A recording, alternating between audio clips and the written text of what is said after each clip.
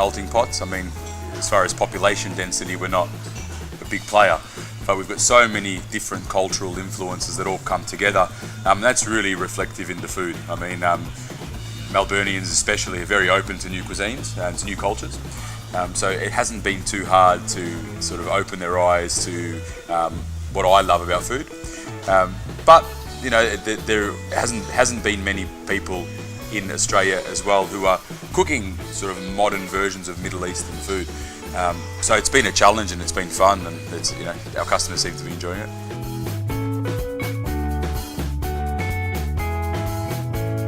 What's been the best thing about food in Melbourne in the past years?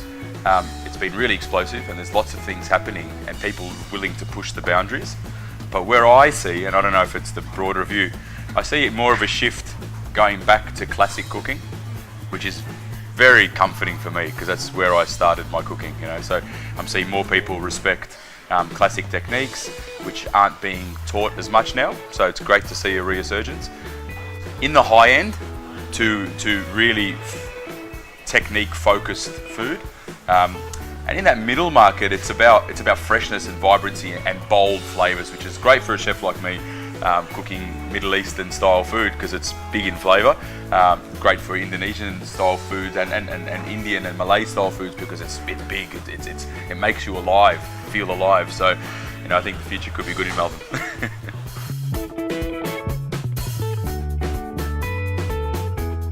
I've got one dish that I eat for breakfast, lunch, dinner, supper, middle of the night, afternoon snack, and I don't think I'll ever get sick of it. It's the Vietnamese pho.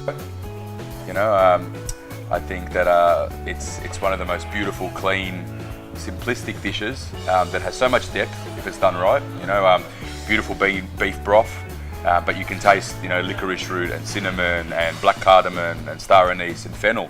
So if it's cooked properly with good quality beef, nice noodles, and lots of herbs and good chili, I mean, it's got so much happening.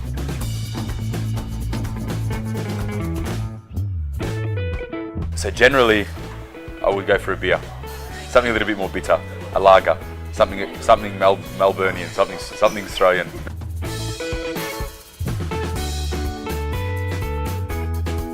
Be accepting. I mean, open your eyes. You know, there's so much happening throughout the globe. But at the moment, I feel that Melbourne especially is one of the epicenters of food. I mean, I'm not saying we are the Mecca. There's a lot of beautiful food capitals all around the globe, but there's so much passion in Melbourne. I mean, and it's driven from amazing produce and people who are really focused on giving the best experience they can. I think you can always tell a chef or a food culture that's driven to have financial outcomes or to have experiential outcomes. And I think there's a lot of people in Melbourne who are purely driven on experience. I know within our group, money is not the motivator. You know, experience is the motivator, and we see people connecting with what we're trying to do. That's the reward.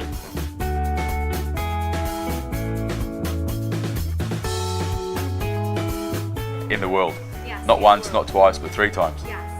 No, 5th time. 5th time? Yeah. Jeez. How lucky am I?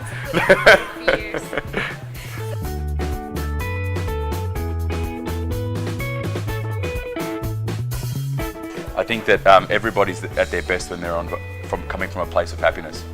You know, you said before that my travels to Malta was inspired me to. At the end of the day, what inspired me or drove me to cook was out of a desire to be happy. You know, my memories as a child of happiness was spending time with my grandparents, who were always in the kitchen. So it's natural to be able to connect happiness with my grandparents with the kitchen. Well, my grandparents are no longer here, so the connection I have is through the kitchen. So at Melbourne, I'm happy. I mean, I've got my family, I've got my friends, I've got sport. I'm a big fan of Australian rules football and soccer and rugby and basketball. So to be able to spend my free time, which isn't much, with my children and with my family, engaging in all the benefits that Melbourne has to offer, there's no doubt that I'll be at my best as a chef. I mean, we've got so much happening there that I feel at peace.